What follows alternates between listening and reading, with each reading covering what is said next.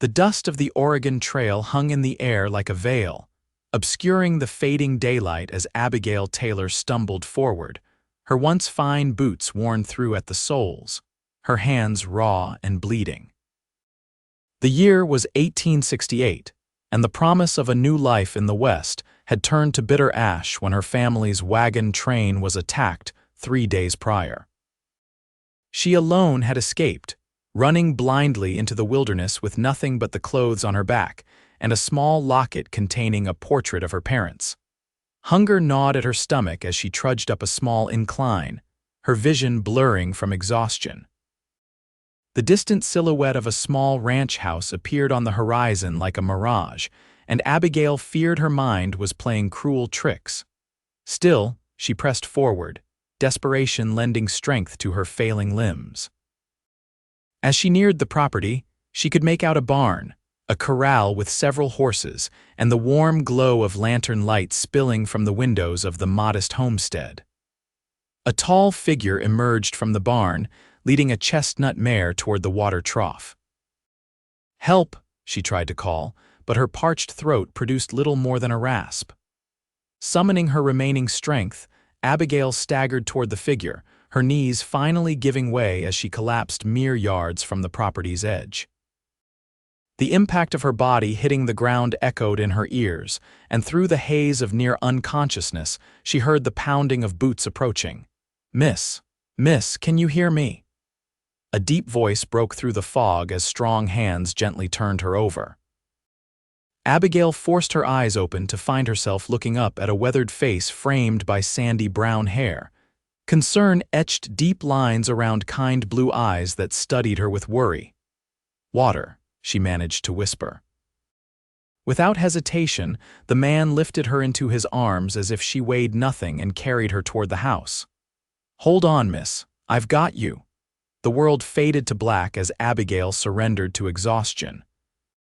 When she awoke, Abigail found herself in a narrow bed, clean linens tucked around her, and the comforting weight of a quilt above. A cool cloth rested on her forehead, and the room was bathed in the gentle glow of a lantern. She attempted to sit up, only to have a firm but gentle hand press her back down. "Easy now, you're safe, but you need rest." The same man from earlier sat in a chair beside the bed. In the light, she could see that he was younger than she'd initially thought, perhaps 30, with a strong jaw partially covered by a neatly trimmed beard. "Where am I?" Abigail croaked, her throat still dry despite the water she must have been given while unconscious. "Griffin Ranch." "About 40 miles southwest of Fort Laramie." He reached for a cup on the bedside table and helped her take a sip. "I'm Caleb Griffin, found you collapsed at the edge of my property." "Abigail Taylor," she replied, once the blessed water had eased her throat. "My family's wagon train was attacked by bandits 3 days ago. I ran. I don't know if anyone else survived." A shadow crossed Caleb's face. "I'm sorry to hear that, Miss Taylor. The territories can be dangerous, especially for travelers." "They killed my father," she whispered, tears welling in her eyes. "My mother died of fever 2 weeks before that." Caleb's expression softened with genuine sympathy. "You're safe here for now. Rest tonight and we'll figure things out come morning." As he stood to leave, Abigail caught his sleeve. "Thank you, Mr. Griffin. I have nothing to repay your kindness, but perhaps I could work for my keep. I'm strong and I learn quickly." A small smile touched his lips. "We'll talk about that tomorrow. For now, sleep." The next morning, Abigail woke to sunlight streaming through simple muslin curtains. Her body ached, but the terrible weakness had receded. On a chair near the bed, she found a simple dress and undergarments that, while clearly well worn, were clean and carefully mended. After dressing, she made her way cautiously through the small house. It was modest but tidy, with practical furnishings and few decorations. The main room served as both kitchen and living area, with a stone fireplace along one wall. Caleb stood at the cast iron stove, his back to her as he tended to something in a skillet. The domestic scene was at odds with his imposing figure, broad-shouldered and tall, with the lean, muscular build of a man who worked hard for his living. "Good morning, Mr." Griffin, Abigail said softly, not wanting to startle him. He turned, spatula in hand, and nodded. Miss Taylor, glad to see you on your feet. Hungry, famished, she admitted, then added, I can help with the cooking. Already done, he replied, sliding eggs and bacon onto 2 plates. Coffee's hot. They ate in silence for a few minutes before Abigail set down her fork. Mr. Griffin, I cannot express my gratitude enough for your help. As I mentioned last night, I'd like to work to repay you. I can work, sir, she begged, seeing his hesitation. I know how to cook, clean, mend clothes. I can learn whatever else needs doing. The cowboy shook his head. No, you can rest beside me, at least for a few days. You've been through a terrible ordeal, Miss Taylor. I don't want charity, she insisted, her pride stiffening her spine despite her circumstances. Caleb studied her thoughtfully. It's not charity to help someone in need, but if it eases your mind, I could use some help around here. My housekeeper, Mrs. Whitley, only comes twice a week from town, and there's always more work than hours in the day. Relief flooded through Abigail. Thank you, I promise I won't be a burden. We'll start slow, he cautioned. You're still recovering. True to his word, Caleb insisted that Abigail take it easy for the first few days. He showed her around the modest ranch, the barn with its 6 horses, the small herd of cattle grazing on the rolling hills, the vegetable garden behind the house, and the chicken coop that provided fresh eggs. Abigail learned that Caleb had built the ranch himself over the past 5 years, starting with nothing but the land and his savings from working as a trail guide. He lived alone but employed 2 hands, Miguel and Thomas, who lived in a bunkhouse near the barn. They were currently away, delivering cattle to a buyer in a neighboring settlement. On her 4th day at the ranch, Abigail insisted on taking over the cooking and housekeeping duties, despite Caleb's continued protests. You've regained some color, but you're still too thin, he observed over breakfast. Another few days of rest wouldn't hurt. Mr. Griffin, she said firmly, I've been idle long enough. Besides, cooking hardly constitutes strenuous labor. A reluctant smile tugged at his lips. You're a stubborn woman, Miss Taylor. So my father often said, she replied, a momentary sadness crossing her features before she straightened her shoulders. Now, if you'll excuse me, I noticed your shirts need mending. As the days passed, a routine developed. Abigail rose early to prepare breakfast before Caleb returned from his morning checks of the property. She spent her days cooking, cleaning, and mending while he tended to the livestock and made repairs around the ranch. In the evenings, they would sit by the fire, Abigail sewing or knitting while Caleb read aloud from one of the few books he owned. The simple domesticity of these moments surprised her with their comfort.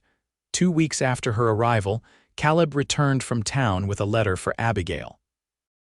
It was from her aunt in Boston, responding to the message Caleb had sent on her behalf, explaining her situation.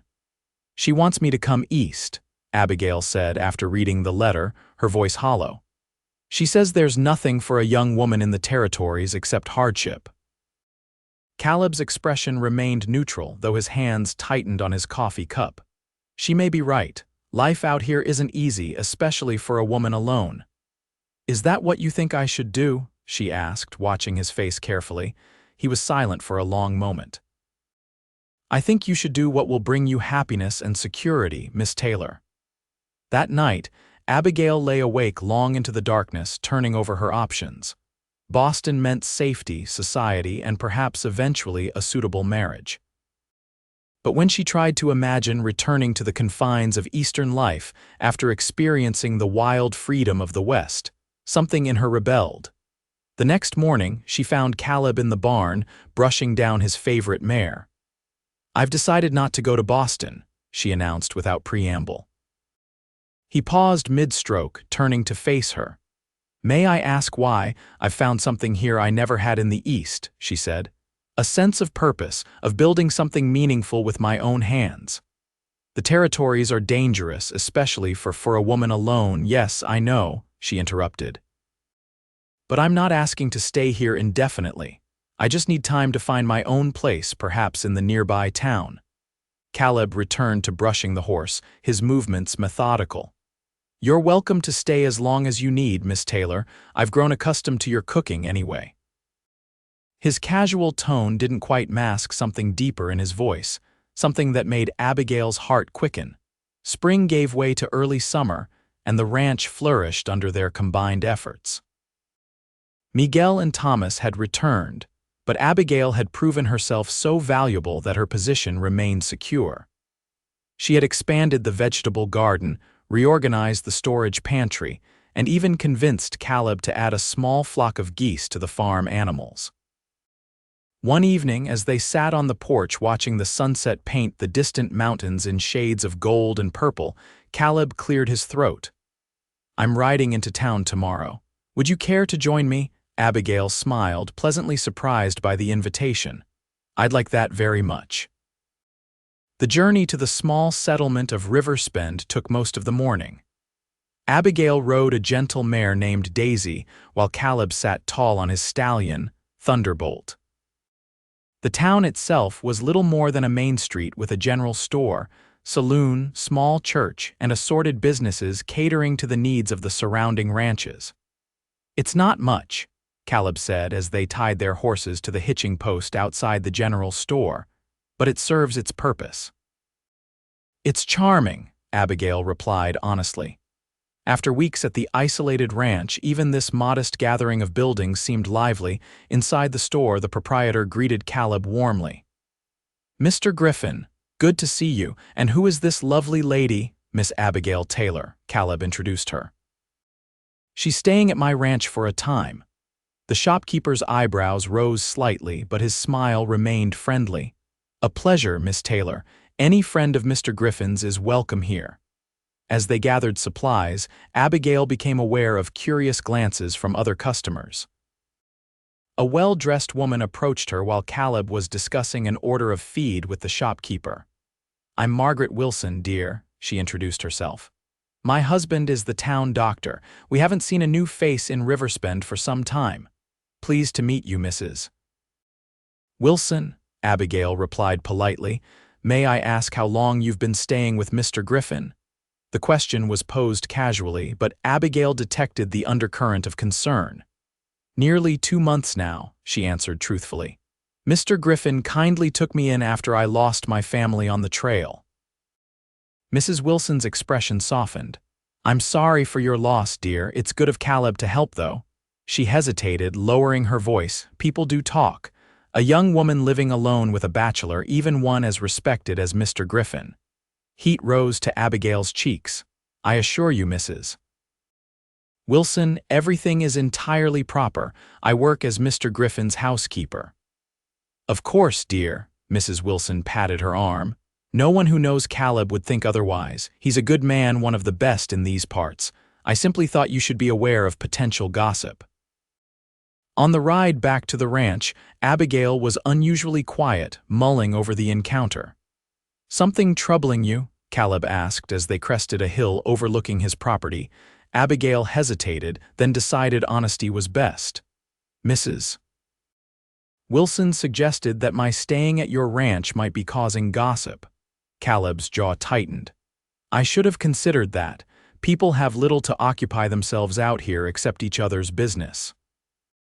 "Perhaps I should look for a position in town," Abigail suggested, though the thought of leaving the ranch and Caleb caused an unexpected ache in her chest. "Is that what you want?" he asked, his voice carefully neutral. "No," she admitted softly, "but I wouldn't want to damage your reputation." Caleb's laugh was short and without humor. "My reputation can withstand a few wagging tongues, Miss Taylor, but yours." He trailed off, frowning. "Then what would you suggest?" He stared at the horizon for a long moment before answering. "We could ask Mrs. Whitley to stay at the ranch full-time as a proper chaperone. She's been looking to move from town anyway since her son went east." Relief flooded through Abigail. "That seems a sensible solution, Mrs. Whitley moved into the small guest room the following week, bringing with her a wealth of frontier knowledge and a penchant for telling stories by the fire. Her presence added a new dimension to the household, and Abigail found herself growing fond of the older woman's practical wisdom and dry humor. As summer progressed, the days fell into a pleasant rhythm. Abigail discovered she had a talent for horsemanship, and Caleb began teaching her to ride properly, rather than just perch side saddle as she had been taught in the East. "You need to be one with the horse," he instructed during one lesson, adjusting her posture as she sat atop Daisy. "Feel her movements, anticipate them." His hands on her waist sent a flutter through Abigail's stomach that had nothing to do with the height of the horse. She had become increasingly aware of Caleb as a man, his strength, his quiet intelligence, the rare but transformative smile that softened his features. These feelings confused and frightened her. She had come west with her family intending to help establish their new home, perhaps eventually meet a suitable husband. But the attack had changed everything, leaving her adrift. Developing feelings for her employer seemed both inappropriate and potentially disastrous. Yet she couldn't deny the way her heart quickened when he entered a room, or how she found herself watching him work from the kitchen window, admiring the fluid grace with which he moved despite his size. One afternoon in late July, a sudden summer storm caught them returning from checking the far pasture. Thunder rumbled overhead as rain began to fall in heavy sheets. "There's an old line shack just over that rise," Caleb shouted over the downpour, pointing to a nearby hill. "We can wait it out there." They urged their horses forward, arriving at the small wooden structure just as lightning split the sky. Inside, the shack was bare but sound, with a small iron stove in one corner and a narrow cot along the wall. Caleb quickly started a fire in the stove while Abigail wrung water from her sodden skirts. Her thin cotton dress clung to her body, and she wrapped her arms around herself, suddenly self-conscious under Caleb's gaze. He cleared his throat and turned away, shrugging out of his duster. "Here," he said, holding it out without looking at her. "You're shivering." Abigail accepted the coat gratefully, enveloping herself in its warmth and the lingering scent of leather and pine that she had come to associate with Caleb. "Thank you," she murmured, moving closer to the stove. "How long do you think the storm will last?" "Hard to say. These summer squalls can blow over quick or settle in for hours." He raked a hand through his wet hair, making it stand up in unruly spikes. "Mrs. Whitley will worry if we're not back by dark." The mention of the housekeeper served as a reminder of propriety, creating an invisible barrier between them in the small space. As the rain drummed on the roof, they talked to fill the silence. Caleb spoke of his childhood in Missouri, his father's death in a mining accident, and his decision to head west with nothing but determination and dreams. "What about you?" he asked. "What brought your family to the territories?" Abigail sighed, staring into the flames. "My father was a teacher in Philadelphia. He had grand ideas about establishing a school in the new settlements, bringing education to frontier children." She smiled sadly. "He was always full of ideals." "He sounds like a good man." He was. Impractical sometimes, but good. She pulled Caleb's coat tighter around her shoulders. "My mother worried about the journey, but she loved him too much to let him go alone." "And you, did you share his vision?" Abigail considered the question. "I believed in his dream, yes. But I think I was also drawn to the idea of a new beginning. Philadelphia society had expectations for young ladies. Out here, I thought perhaps I could define myself differently." Caleb's eyes met hers, warm and understanding. "And have you defined yourself differently?" "I'm trying," she said softly. "Every day." The air between them seemed to thicken, charged with unspoken words. Caleb stood abruptly, moving to the small window to check the weather. "Rain's letting up," he announced. "We should head back before it gets dark." The ride home was quiet, both lost in their own thoughts. As they approached the ranch, they saw Mrs. Whitley standing on the porch, worry etched on her face. "Thank the Lord," she exclaimed as they dismounted. "I was about to send Miguel out looking for you two. Just waiting out the storm, Mrs. Whitley," Caleb explained, helping Abigail down from her horse. His hands lingered at her waist a moment longer than necessary before he stepped back. That night, Abigail lay awake, replaying the day's events in her mind. Something had shifted between them in that line, a recognition of feelings that could no longer be easily dismissed. The following weeks brought a new tension to their interactions. They circled each other carefully, maintaining polite distances. Yet Abigail often caught Caleb watching her when he thought she wouldn't notice. For her part, she found herself creating small excuses to be near him, bringing coffee to the barn, asking his opinion on menu plans, lingering in the evenings by the fire. Mrs. Whitley observed their dance with knowing eyes but said nothing. August brought the cattle drive season, and Caleb prepared to take his small herd to market in Cheyenne. The night before his departure, he found Abigail on the porch, watching the stars emerge in the darkening sky. "Beautiful night," he said, leaning against the railing beside her. "Yes," she agreed. "Will you be gone long?" 2 weeks, maybe 3, he hesitated. "Will you still be here when I return?" The question caught her off guard.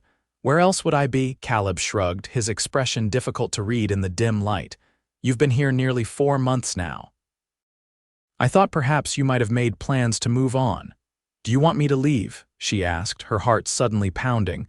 "No," he answered quickly, decisively. "That's not. I just don't want you to feel obligated to stay." Abigail turned to face him fully. "I don't stay out of obligation, Caleb."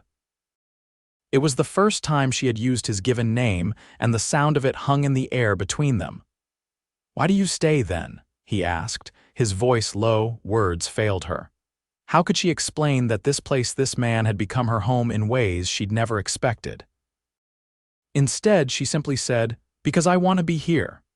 His gaze held hers for a long moment before he nodded. "I'm glad," he said simply, and bid her good night. The days of Caleb's absence stretched endlessly. Abigail threw herself into work, preserving the summer's bounty from the garden, deep cleaning the house, even helping Miguel and Thomas with some of the lighter ranch duties. "You miss him," Mrs. Whitley observed one evening as they sat mending by the fire. Abigail didn't pretend to misunderstand. "Yes," she admitted. The older woman nodded. "He's a good man. Lonely, though he'd never admit it, been alone too long. He has the ranch, the hands." "That's not the same as having someone to share your life with," Mrs. Whitley said gently. "Someone who sees you for who you truly are." Abigail focused on her stitching, unable to respond. "He looks at you different than he's ever looked at anyone," the housekeeper continued, "and you look at him the same way." "It wouldn't be proper," Abigail whispered. "I have nothing to offer him," Mrs. Whitley scoffed. "Proper. Out here, proper is what keeps you alive and treats others with respect. As for having nothing to offer, that's nonsense. You've brought life back to this house to him." The conversation left Abigail with much to consider. When Caleb finally returned, Abigail was in the garden, harvesting the last of the summer tomatoes. She heard the approaching horses and stood, shading her eyes against the afternoon sun as the small procession came into view. Caleb rode at the front, dust-covered and weary, but his face broke into a smile when he spotted her. Something in Abigail's chest tightened at the sight of him, and she realized with sudden clarity just how much she had missed him. That evening, after the men had washed away the trail dust and enjoyed a hearty welcome-home meal, Caleb asked Abigail to walk with him. They strolled toward the small creek that marked the eastern boundary of the ranch property, the setting sun painting the landscape in warm hues of gold and amber. "The drive was successful," Caleb said. "Got a good price for the cattle." "I'm glad," Abigail replied, sensing there was more he wanted to say. He stopped walking, turning to face her. "Being away made me realize something, Abigail." Her breath caught at his use of her given name.